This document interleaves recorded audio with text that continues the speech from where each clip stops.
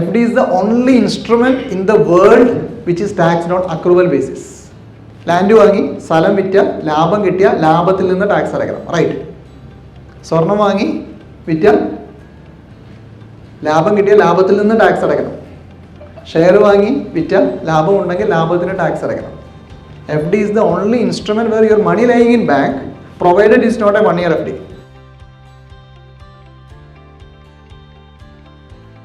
ഇത് വേൾഡിലെ ഏറ്റവും ഫേമസ് ആയിട്ടുള്ള എക്കണോമിസ്റ്റ് മാഗസിനിൽ വന്ന കാർട്ടൂണാണ്. So this is how news is getting spread. Somebody is selling that I have found a stock that could really excel. ഇത് രണ്ടാമത്തെ ആളുടെ അടുത്തേക്ക് പോകുമ്പോൾ റിയലി എക്സൽ, മൂന്നാമത്തെ ആളിലേക്ക് പോകുമ്പോൾ എക്സൽ, നാലാമത്തെ ആളിലേക്ക് പോകുമ്പോഴേക്കും സെല്ലായി. ടോട്ടലി ഓപ്പോസിറ്റ് മീനിങ് എത്തി. സോ ദിസ് ഈസ് ഹൗ എന്തെങ്കിലും ഒരു സാധനം മാർക്കറ്റിൽ ഉണ്ടെങ്കിൽ ഇങ്ങനെയാണ് ഈ ന്യൂസ് പടരുന്നത്. ഇനി മീഡിയ ആണെങ്കിൽ വരെ നിങ്ങൾക്കറിയാം how newses are coming in to the media. Everybody has their own agenda, be it right or wrong, അതൊക്കെ വേറെ വാദഗതികളാണ്. But the point is that everybody wants viewership, right. അവർക്ക് അഡ്വർടൈസ്മെന്റ് കിട്ടണമെങ്കിൽ ദാറ്റ്സ് ബേസ്ഡ് ഓൺ വ്യൂവർഷിപ്പ്. അവർക്ക് everybody now we are living in competitive world. അപ്പോൾ ഇത്രയും world competitive ആയതുകൊണ്ട് അവർക്കും അവരുടേതായിട്ടുള്ള കോമ്പറ്റീഷൻ. അപ്പോൾ അവരുടെ കോമ്പറ്റീറ്റർ ആയിട്ടുള്ള ഒരു മീഡിയനെ കമ്പയർ ചെയ്ത് കൂടുതൽ വ്യൂവർഷിപ്പും കാര്യങ്ങളെല്ലാം കാണിച്ചാലാണ് അവർക്ക് റേറ്റിംഗ് ഉള്ളൂ, നിലനിൽപ്പുള്ളൂ. അപ്പോൾ അത് ചെയ്യണമെങ്കിൽ എന്ത് ചെയ്യും? വ്യൂവേഴ്സിനെയും അവർ അതിനനുസരിച്ച് മാനിപ്പുലേറ്റ് ചെയ്തുകൊണ്ടിരിക്കും. സോഷ്യൽ മീഡിയയുടെ കാര്യം ഞാൻ നമ്മൾ പറയേണ്ട കാര്യമില്ല.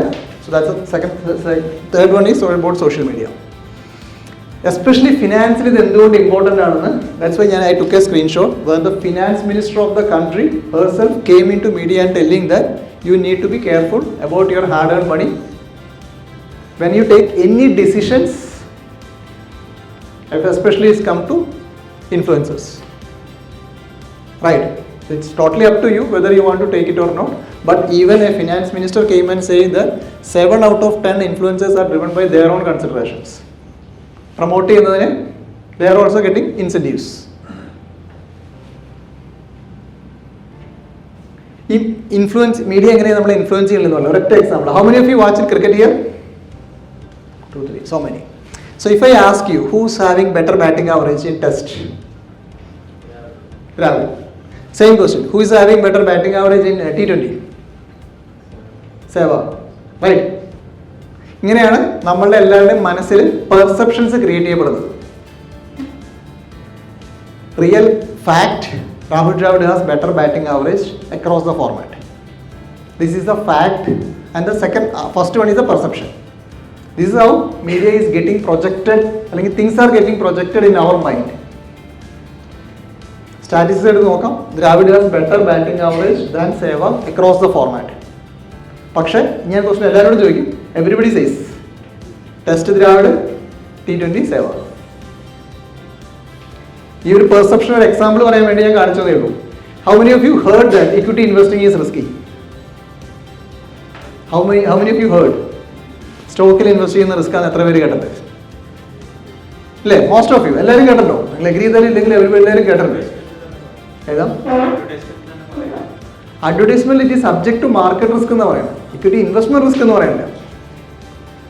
സോ ഇതും ഒരു പെർസെപ്ഷൻ ആണ്. Will come to that little later. എങ്ങനെയാണ് ആ പെർസെപ്ഷൻ ഉണ്ടായതെന്ന് നമുക്ക് നോക്കാം. സോ ഇങ്ങനെയാണ് പല പെർസെപ്ഷൻസും ക്രിയേറ്റ് ചെയ്ത് വരുന്നത്.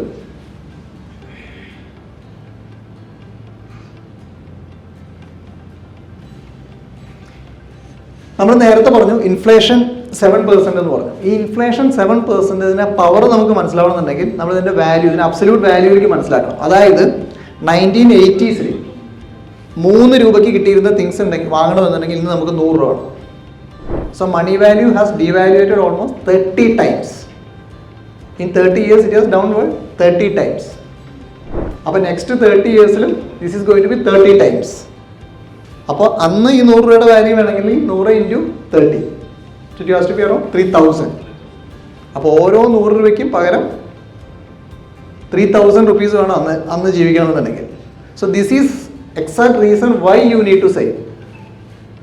അപ്പോൾ ഈ 7 അല്ലെങ്കിൽ 7.5 റൺ ചെയ്തുകൊണ്ടിരിക്കുന്ന ഇൻഫ്ലേഷനെ ബീറ്റ് ചെയ്യണമെന്നുണ്ടെങ്കിൽ at least we need to be around ഒരു 2% എങ്കിലും മുകളിൽ നമ്മുടെ സേവിങ്സ് ഗ്രോ ചെയ്യണം. Right?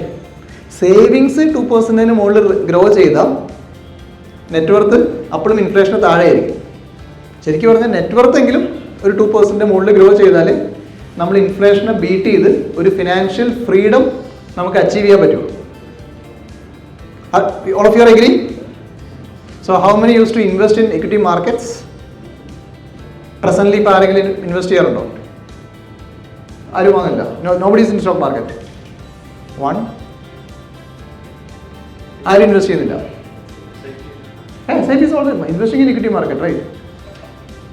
You are doing SIP. So how many of you have SIP? Again, very few hands. So what else you are doing with your savings?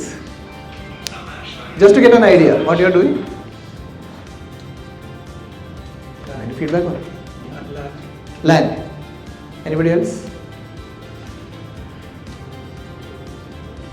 Post office. Land, post office. Anything else? FD. Gold. Okay. So now let us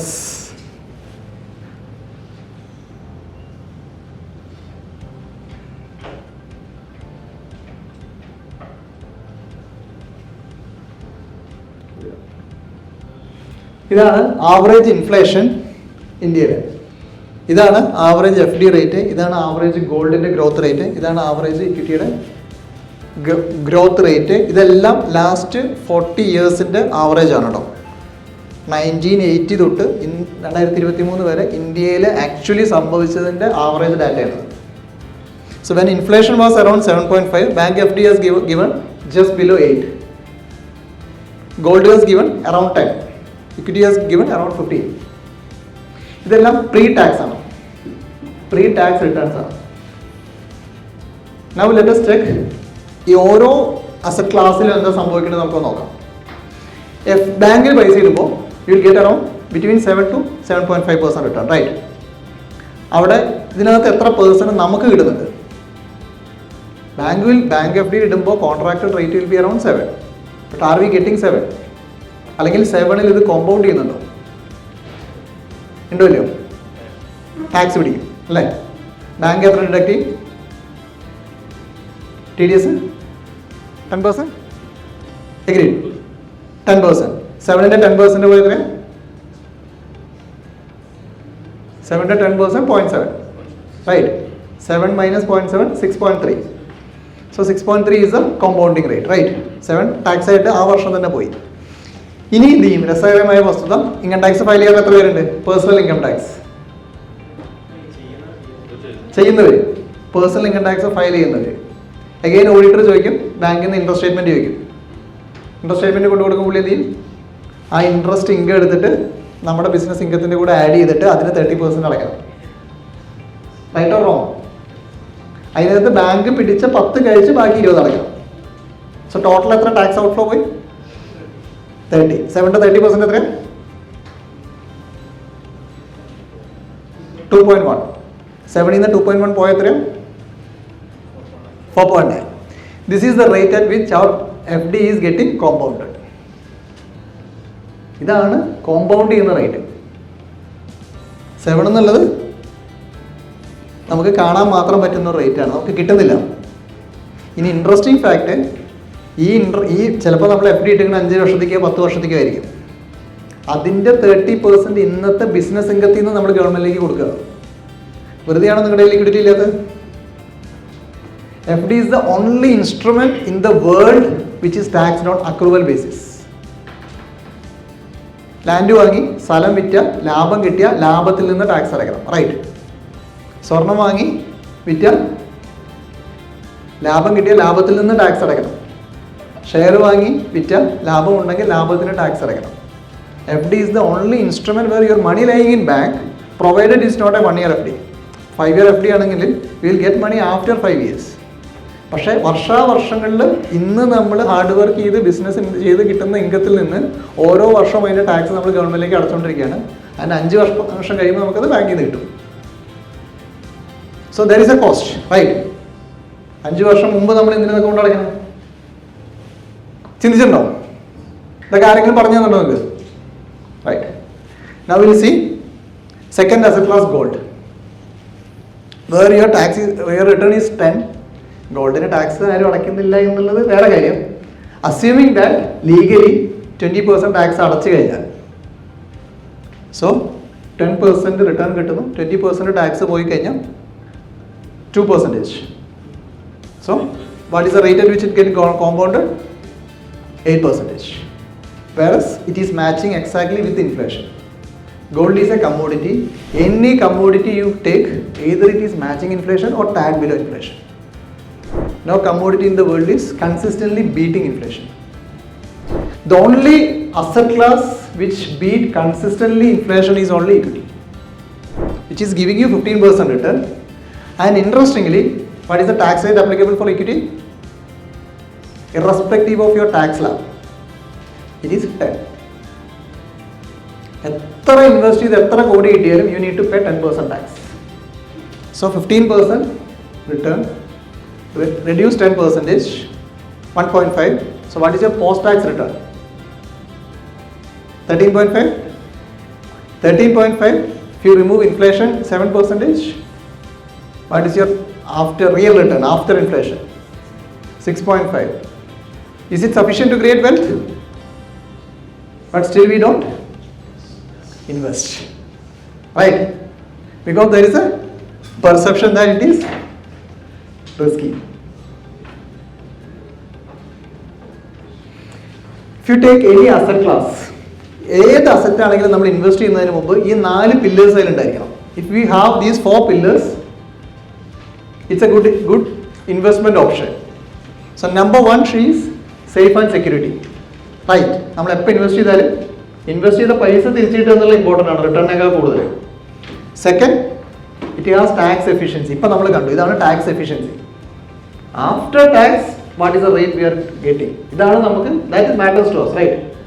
നമ്മളിപ്പോൾ 50% return കിട്ടിയിട്ട് കാര്യമില്ല, 45% tax കൊടുക്കേണ്ടി വന്നാൽ what we are getting is only 5%. Third one is regular and reasonable return. And the fourth one is easy liquid. എനിക്കൊരു ക്ലയൻറ്റിനെ എന്നെ കാണാൻ വന്നായിരുന്നു ഒരു 2-3 months ബാക്ക്. ആൾക്ക് ആക്സിസിലായിട്ട് കുറേ പ്രോപ്പർട്ടി കിട്ടി. ഇന്നത്തെ പ്രോപ്പർട്ടിയുടെ ആക്ച്വൽ വാല്യൂ എടുത്താൽ 200 crores ആണ്. 200 crores വർത്ത് പ്രോപ്പർട്ടീസ് ഉണ്ട്. Is it liquidable? ലിക്വിഡേറ്റ് ചെയ്ത് എന്തായിരിക്കും ഫണ്ട് ഉണ്ടാവും നിങ്ങൾക്കറിയാം.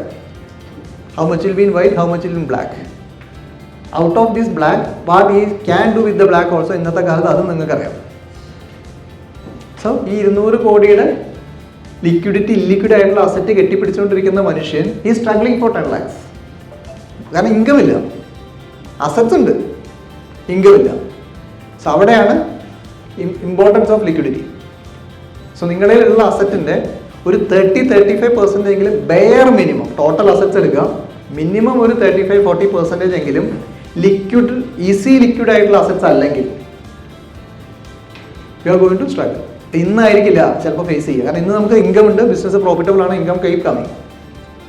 എവിടെയെങ്കിലും ഇതൊന്ന് ഡിപ്പാവുമോ അല്ലെങ്കിൽ എവിടെയെങ്കിലും ഒരു സ്ട്രഗ്ലിംഗ് പീരീഡ് വരികയോ ചെയ്യുമ്പോൾ നമുക്ക് ബാക്കപ്പ് ചെയ്യാൻ you may be having assets, പക്ഷെ ലിക്വിഡിറ്റി ഇല്ലാന്നുണ്ടെങ്കിൽ you are going to stuck at somewhere. അവിടെയാണ് ലിക്വിഡിറ്റിയുടെ ഇമ്പോർട്ടൻസ്. അപ്പോൾ ഈ 4 പില്ലേഴ്സും ഈക്വൽ വെയിറ്റ് ആണ്. നമുക്ക് ഒന്നിനും കുറച്ചും കൂടെ എക്സ്ട്രാ വെയിറ്റ് കൊടുക്കാൻ പറ്റില്ല. അങ്ങനെ എക്സ്ട്രാ വെയിറ്റ് കൊടുക്കാൻ എന്നോട് പറഞ്ഞാൽ I will put liquidity in the first preference, because that is the one which decides whether നമുക്ക് ആവശ്യമുള്ളപ്പോൾ പൈസ കിട്ടുമോ ഇല്ലയോ എന്നുള്ള കാര്യം ഡിസൈഡ് ചെയ്യുന്നത് ലിക്വിഡിറ്റിയാണ്. ഞാൻ നേരത്തെ പറഞ്ഞ എക്സാമ്പിൾ പോലെ ഇൻ ദ എൻഡ് നമുക്ക് ചിലപ്പോൾ ഒരുപാട് കോടികൾ ഉണ്ടായേക്കാം, പക്ഷെ നമുക്ക് ആവശ്യമുള്ളപ്പോൾ നമ്മളെ ഹെൽപ്പ് ചെയ്യില്ല. I know multiple clients on that fail. അത് ഒറ്റ റീസൺ കൊണ്ട് പറഞ്ഞതായിരുന്നു.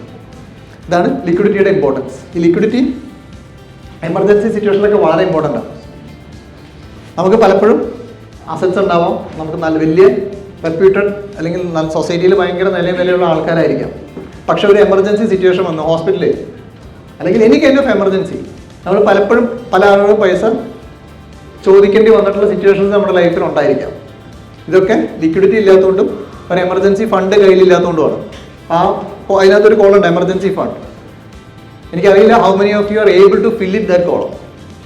ഒരു എമർജൻസി ഫണ്ട് എന്ന് പറയുന്നത് അപ്രോക്സിമേറ്റ്ലി ഒരു 3 to 6 months നമ്മളുടെ പേഴ്സണൽ എക്സ്പെൻസ് എത്രയാണോ അതിൻ്റെ ഒരു 6 months എക്സ്പെൻസ് ഒരു എമർജൻസി ഫണ്ടായിട്ട് നമ്മൾ കീപ്പ് ചെയ്യേണ്ട ഇമ്പോർട്ടൻസ് അവിടെയാണ്. അത് കീപ്പ് ചെയ്തില്ലെങ്കിലാണ് നമുക്ക് ഈ പറയുന്ന എല്ലാ ഇഷ്യൂസും ഉണ്ടാവുന്നത്. അത് കീപ്പ് ചെയ്യണമെന്ന് മാത്രമല്ല, that should be allowed to break only if there is a real emergency. അല്ലാന്നുണ്ടെങ്കിൽ നമ്മൾ തൊട്ടതിന് പിടിച്ചതിനൊക്കെ അത് എടുക്കുകയും ചെയ്യും. അവസാനം എമർജൻസി വരുമ്പോൾ എമർജൻസി ഫണ്ട് ഉണ്ടാവില്ല. This is what happens with many of the people.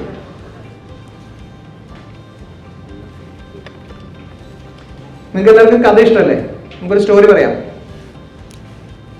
ഉറക്കം വരുന്നുണ്ടല്ലേ? ഒരു കഥ പറയാം. ഇത് ആക്ച്വലി സംഭവിച്ചിട്ടുള്ള സ്റ്റോറിയാണ്. അതുകൊണ്ടാണ് രണ്ടുപേരും ജനിച്ച വർഷവും മരിച്ച വർഷവും അവിടെ ഉള്ളത്. രണ്ടാമത്തെ ആള് മരിക്കാത്തതുകൊണ്ട് മരിച്ച വർഷം അവിടെ ഇല്ല. So first will talk about Richard Fuscone. രണ്ടുപേരും അമേരിക്കയിൽ ജീവിച്ചിരുന്ന ആൾക്കാരാണ്. റിച്ചാർഡ് ഫോസ്ഗോൺ ഹാർവാർഡ് എഡ്യൂക്കേഷൻ ആയിരുന്നു. ഹാർവാർഡ് ഡിഗ്രിയൊക്കെ കഴിഞ്ഞ് മെറിൽ ലിഞ്ച് ബാങ്കിൽ ടോപ്പ് എക്സിക്യൂട്ടീവ് ആയിരുന്നു. ഇയാളുടെ ഫോട്ടോയുടെ ബാക്കിൽ നിങ്ങൾക്ക് കാണാൻ പറ്റുമെന്ന് വിചാരിക്കണം. ആളുടെ സ്വന്തം വീടാണ്, 18,000 square feet വീട്.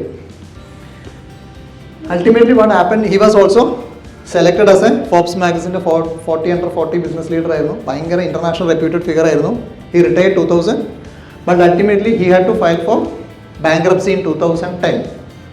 The reason was 2009 global financial crisis which happened in US.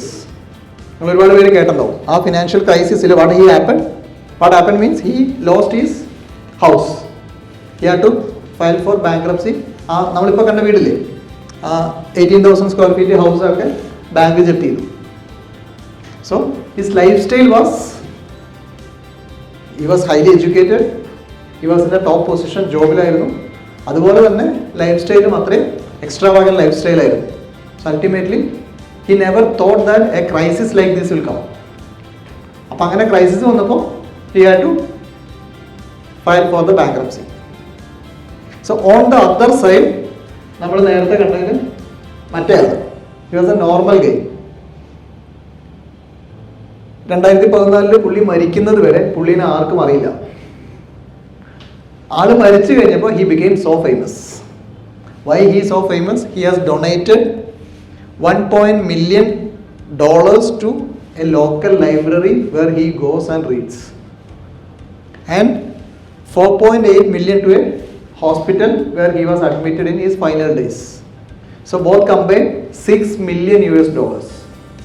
$6 million എന്ന് പറയുമ്പോൾ ഇന്ത്യൻ റുപ്പീസിൽ എടുക്കുമ്പോൾ ഒരു 55-60 കോടി രൂപ. 60 കോടി രൂപ ഒരാൾ ഡൊണേറ്റ് ചെയ്യുക എന്ന് പറഞ്ഞു കഴിഞ്ഞാൽ what will be his total net worth?